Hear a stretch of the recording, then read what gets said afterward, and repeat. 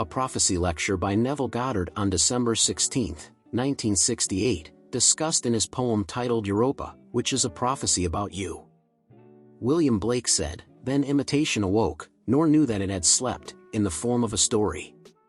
Blake used the term emanation to express any desire or image emanating. Emanation is the light in the story with a resemblance to the Lord, and all imagination entering into its image, its emanation, becomes reality. When I awoke, I didn't know I had slept, but 1,959 years had passed as if they hadn't existed. I had no idea that I had entered an image called Neville and made it real. However, I loved the shadow I had cast so much that I entered it and brought it to life for those in immortality. I seemed to be sleeping on a golden couch, but to me, it was a mandarin. Though lost in the dark night, I held the divine vision in times of distress, still dreaming that I was Neville until I woke up without knowing I had slept. Yet, 1,959 years had passed as if they hadn't existed. Blake tells us that initially, we were all united with God in a death like his. Then we heard the story and entered into our shadows. A shadow is a representation, whether in painting or drama, distinct from the portrayed reality. Paul recognized the shadow when he asked the Galatians, "Who has bewitched you?" Before your eyes, Jesus Christ was portrayed as crucified. Let me ask just this: did you receive the Spirit by works of the law or by hearing with faith? Are you so foolish, having begun with the Spirit, to now end with the flesh, seeing Jesus Christ as an outsider? Having heard the story of Jesus Christ, you are called to enter it as the central character and remain there until the story unfolds externally.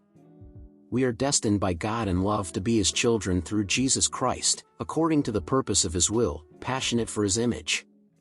God entered it and became His Son, declaring He would do so through His pattern called Jesus Christ. Knowing what you want, when you get a scene implying you have it, that goal becomes a pattern for your desire to unfold.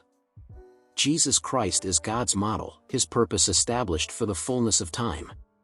Christ is the plan, the image that God entered and made so real that He claims it to be God's unfolded image. This pattern unfolded completely in me when I awoke, not knowing I had slept. 1,959 years passed as if they hadn't happened. This is true for every child born of a woman. We were all gathered and united with Him in a death like His, therefore, we will certainly be united with Him in a resurrection like His. Blake, writing in 1794, knew that 1,800 years had passed when his emanation awoke. Blake knew that she was the shadow God entered and identified with. Blake tells us it was the image that awoke without knowing it had slept. The emanation is always feminine. Eve came out of Adam. Every desire is feminine, regardless of what it is, whether a house, money, or a new car. Imagination is the male that must leave behind all doubt and thoughts of impossibility. It must cling to the desired emanation until it becomes one. To do this, imagination must enter into the shadow and remain there until there is only the consciousness of being or possessing the realized desire. In this world of Caesar, it may take an hour, a day, a week, or a month to awaken the inner desire and project it onto the screen of space, but you must enter into the image and remain there. Just as God did in the foundation of time to make yourself, God became I. When He awoke in the tomb, I didn't know I had slept. In fact, I didn't know I had been placed there because I became one with Him. In his Book of Milton, Blake tells us that when he entered into his shadow, he appeared to those in mortality as someone asleep on a golden couch, but to himself, he was a wanderer lost in the dark night. Isn't this the story of all, lost and confused? Imagination is faithful to the image it assumed, saying, "I am John, I am a king," or "I am Natalie." Now, in the image of being for which I fell in love, Neville is my conditioning, my shadow, in the image to which I have been faithful many times. I judged myself a wanderer in dark nights, confused and not knowing where to find a dollar. But those who contemplate death saw me as someone asleep on a golden bed. They knew the purpose behind my entry into the state of sleep, but they didn't know I was experiencing. You are in this world because you are in love with the being you believe to be. You may say it's not true, but I say it's impossible for a thought greater than itself to know. Don't believe those who claim to know, Don't believe anyone who claims to love another more than themselves, for they do not love. It's impossible for thought to be greater than the image it believes to be. Yes, you desire companionship, security, and health. All of this is part of the image you fell in love with and entered. You are now alive because you, a living being, gave life to the image called by your earthly name. You will transform into a life-giving spirit because that is what you truly are. Before this drama called life began, you established a perfect pattern called Jesus Christ that would lead you back to where you were before entering the image. Now, in this world, a man who wants to succeed in business can sit and map out a pattern, a scene implying he has the success he desires. If he enters the scene and believes the truth, the pattern of success will unfold, and the world will confirm. But he must persist in the image of success, just as God persisted, for the day will come when God will awaken and express the success he believes to be. God enters the image of every child born of a woman to give life. At that moment, the real and immortal self of God is for those dwelling in immortality, appearing as one asleep on a golden couch. But to himself, he seems like a wanderer lost in the dark night. The day will come when he will wake up, unknown to him. 1,800 or 2,000 years will have fled as if they hadn't existed. Use the same technique that God used to become you, someone whose name is Forever I Am. God fell in love with you, entered your image, and now responds to the name you received at birth, delivered with the idea of expressing in a body of flesh and blood. God entered that body, dreaming it was Neville, and laid down to sleep. While sleeping, he dreamed he was me, because 1959 years later, when God awoke, I didn't know I had slept. Upon reflection, it was as if I hadn't, for when God achieved his goal of awakening, he was aware that he was the one he loved all along, and time disappeared. Before awakening, there are barriers that separate God and his image. However, once his goal is achieved, God awakens to the awareness that he and his image are one. This is the story celebrated by the world and known as Christmas. Christmas is not the incarnation of God, but the awakening of man as God, having fallen asleep and entered into his image. God made him a living being. In Blake's case, it took 1,800 years. Why it doesn't take 2,000 or another 1,000 years to awaken depends on the extent to which God is lost in the dream, and to what extent you are lost in your dream of success. Your world is your dream projected outward. When you can convince yourself 100% that you are successful, success is yours. You must become so intense that you completely forget it was just a desire. You must assume a new state so thoroughly that it becomes natural, making you forget everything else. This is how God became you. Jesus Christ, the pattern of God's salvation, begins to unfold when you wake up and resurrect from the tomb where God entered, being life itself.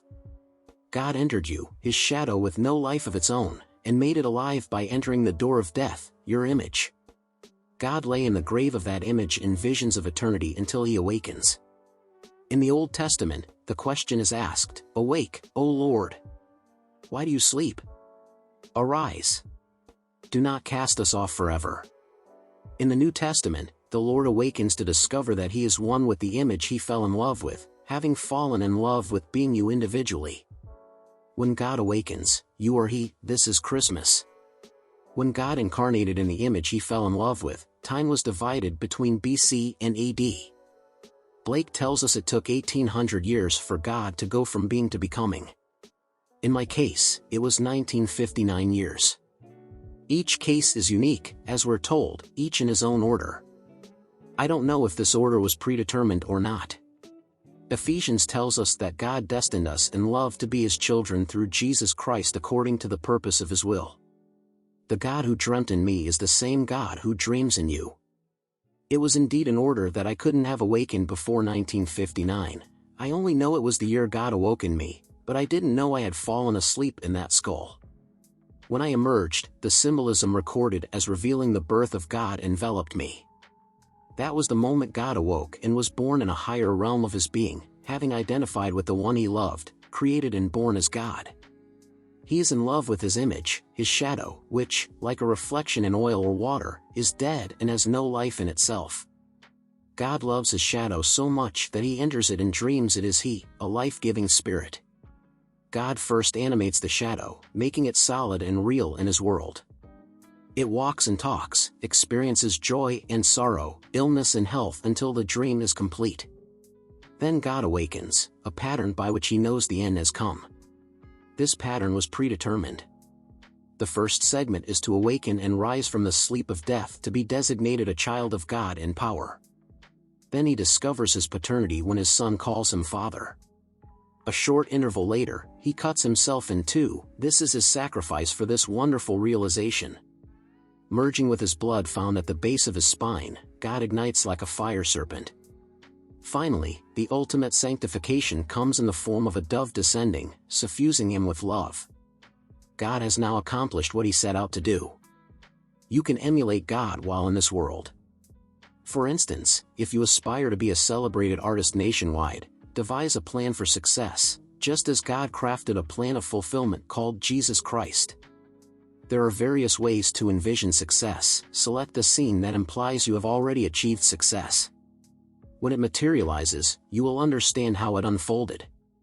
By doing this, you are testing the infinite power that you truly are, having entered the shadow of yourself. While I traverse the earth, envisioning where the next dollar will come from, those from the great eternity perceive me dreaming on a golden couch. Yet, I remain faithful and uphold the divine vision in times of distress. Then, akin to a woman in labor who endures pain, once the child is born, the pain is forgotten in the process of realization. Similarly, when Christmas arrives, and you, as an individual, become God, the same technique that God used to make you real can be employed to fulfill your desire. As Blake said, if the spectator could enter into these images in his imagination, approaching them on the fiery chariot of his contemplative thought, if he could make a friend and companion of one of these images, then he would rise from the grave, then he would meet his Lord in the air. Then he would be happy. God entered into his image, giving us life, being a life-giving spirit. God desires us to be exactly as he is, so he mapped out the pattern through which we can be God when we completely fulfill his predetermined pattern. The barrier will be broken down, and we will be one with the infinite. The Christmas celebrated by the Christian world is not an external event. Christmas consists of a series of events that commence when God awakens within the shadow into which he entered. Rising, God desires to exit, and as all things are possible for God, he pushes, and an apparently unbreakable seal falls. An infinite power emerges. The symbolism must be there, if not, the vision is a foreshadowing, indicating proximity. It is a shadow projected before coinciding with the real vision. These visions are recorded in the four Gospels, 3 of which were written around 150 AD. Scholars believe that the Book of John was written in the late 1st century, making it possible that he based it on the original material of all the others. John eliminates the story of genealogy or vaginal birth but emphasizes the need for rebirth. He doesn't tell you how it's done, but using the term born again, he says that the birth is from above. There are 2 births, the first from a woman's womb, and the second from the tomb above, and each birth is essential. Additionally, you must rise just as Moses lifted the serpent in the desert. John asserts that God himself became you, saying, "In the beginning was the Word, and the Word was with God, and the Word was God. The Word became flesh and dwelt among us." Here, we see that God became flesh as you are and says, "I am." Then, God is incarnated as an animated being. However, this is not enough. He wants you to be as he is, and God is a life-giving spirit. To achieve this, his pattern must be fulfilled. When it is, you enter a completely different sphere called the kingdom of heaven. Having fallen in love with his image, God entered that shadow and made it alive by falling asleep, now dreaming that he is human, loving the being with which you identify. Today, you might dislike being poor, but that is not your true essence. If your desire is to be rich, you can attain it. However, your deep connection with being yourself is profound. You wouldn't trade your individuality for any other existence. While you may covet what someone else possesses, you're unwilling to sacrifice your unique identity. In the past, what you identified with was merely a shadow, an image into which God entered. Initially lifeless, it gained vitality through God's presence. When God awakens, this living being transforms into a life-giving spirit, an authentic awakening, not just a prelude. The unfolding of the drama known as Jesus Christ will take place in 1260 days, as foretold in the scriptures, only if it's a genuine awakening, not merely a prelude. Don't be disheartened if your visions are previews. The promise will be realized as long as you uphold the vision in times of distress. At times, like Peter, you may have denied your godliness, yet you still cling to the divine vision. I fell in love with being Neville, much as you fell in love with the being you are presently. You dreamt of poverty, health, love, neglect, but your vision of individuality remained unwavering.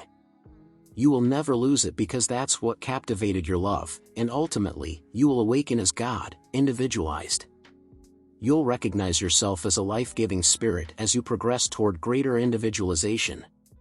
This is the purpose of every drama, and this is the essence of Christmas. When it will occur, I cannot say. Blake certainly didn't have 1800 years to gauge by Caesar's world. He was born in 1757 and wrote his poem Europa in 1794. Blake referred to this second birth, believing that if we are united with Christ in a death like his, we will also be united with him in a resurrection like his. Blake viewed the time division between BC and AD as a beginning, asserting that he became one with God when he fell in love with God's image, becoming a universally diffused individuality. Much like Blake, God took 1800 years to complete the drama and awaken. In his poem Jerusalem, Blake speaks of the caveman and his 5 openings, his eyes that see only a small section of infinity, his ears that hear the music of the heavens, his breath and mouth totaling 4. Blake doesn't disclose where the 5th is, but he states that through this opening, man can come out and go back at any time. Yet, man chooses not to. What is this if not imagination? Standing here, I can imagine myself somewhere else. Which opening do I use to envision myself there? The 5th of the caveman's 5 openings. Soon, the Christian world will celebrate this wonderful mystery, widely misunderstood. But one day, you, as an individual, will encounter the scriptures and comprehend the true mystery of Christmas. Then, you will also declare, I awoke and didn't know that I had slept. The feeling is one of wakefulness, not resurrection. You acknowledge being in your tomb, yet due to an inner knowing, you will push from within, and the stone will roll away. When you are born from above, 3 witnesses will be present. 2 may deny your birth, and 1 will affirm it because you are fulfilling the scriptures. When 2 or more agree in testimony, it is conclusive. 1 witness asserts that you are the father of the sign, the child wrapped in swaddling clothes. You, the Father, witness the event, and the Scripture, the written Word of God, supports you. Then you have 3 witnesses all concurring in testimony. This is the story of Christmas, the moment when the prophecy made before the world existed is fulfilled. Let us enter into silence.